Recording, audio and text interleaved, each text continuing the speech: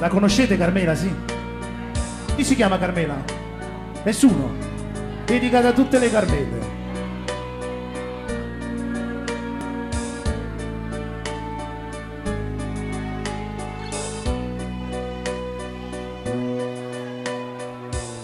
Sto venire non vernesce mai.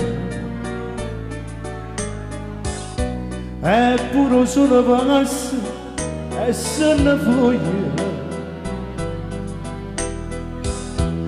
Ma tu sei nato rosa predestinata,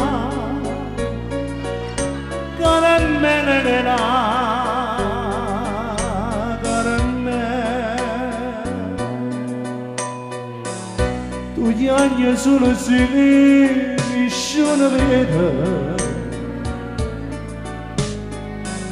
e parla solo si finiscono sente. Bravo Carmine. Ma non è acqua sangue di pena,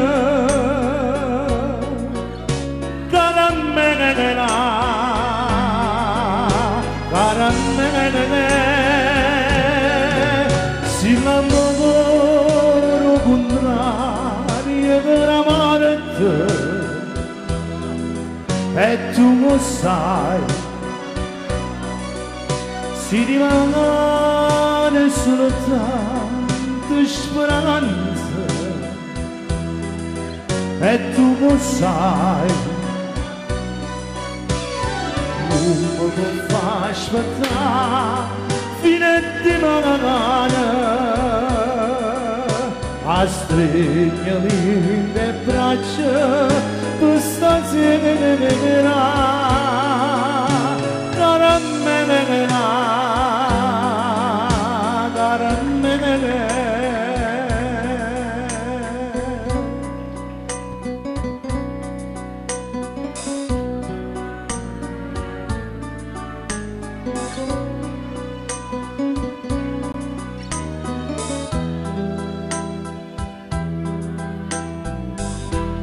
Ma non è acqua sangue di caramella nera,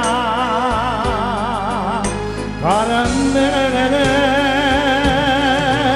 Si l'amore contrario per amarti, Carmela, e tu lo sai,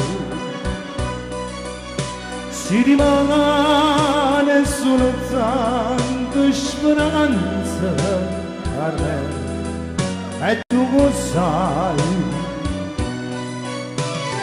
non mi può far aspettare fino a domani